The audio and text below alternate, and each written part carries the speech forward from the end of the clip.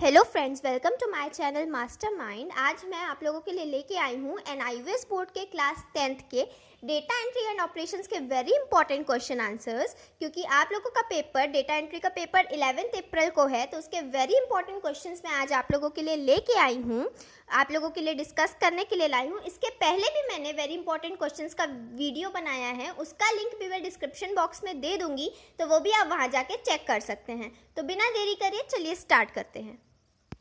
तो पहला क्वेश्चन है डिफरेंशिएट बिटवीन, के बीच में क्या डिफरेंस है।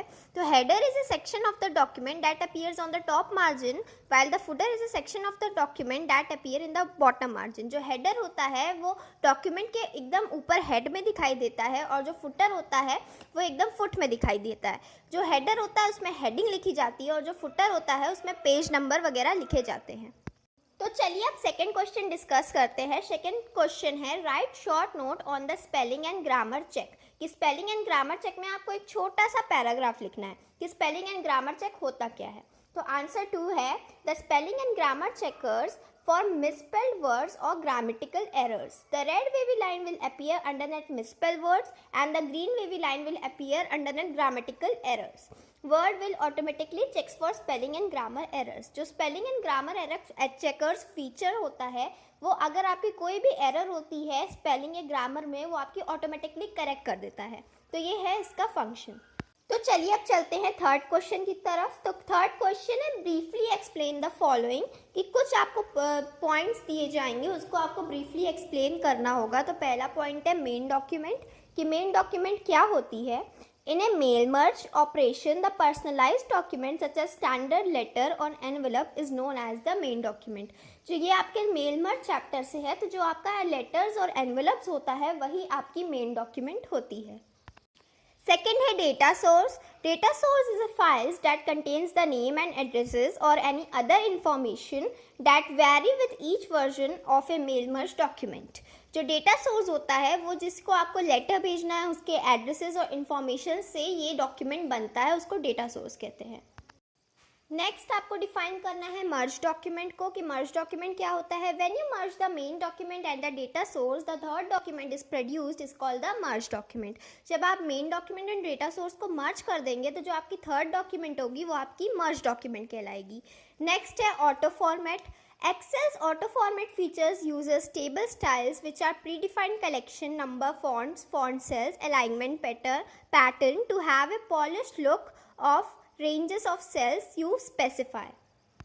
जो आपका ऑटो फॉर्मेट का फीचर होता है, ये आपका एक्सेल का फीचर है। ये आप जो एक्सेल में टेबल बनाते हैं उसको डिज़ाइन करने के काम आता है। सेल, फॉन्ट वगैरह ये सब डिफाइन करने के काम आता है। ये जितने भी डेफिनेशंस मैंने बताए हैं ये सारे इंपॉर्टेंट डेफिनेशन है, तो इससे अच्छे से तैयार कर लीजिएगा।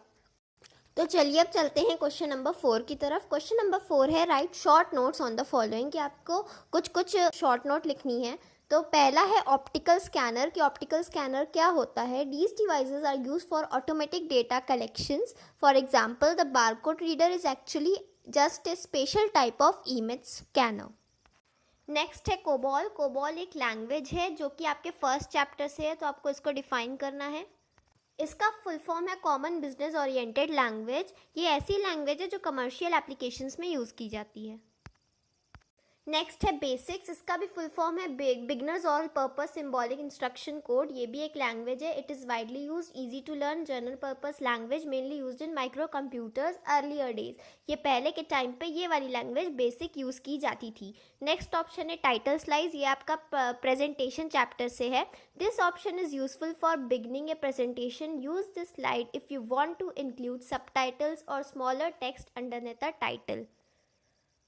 तो चलिए अब चलते हैं नेक्स्ट टॉपिक की तरफ। नेक्स्ट टॉपिक है menus. A menu is a set of option presented to the user of a computer application to help the user find information of executive a program function. जो menus होता है वो user को help करता है अपनी कोई भी प्रोग्राम फाइंड करने की।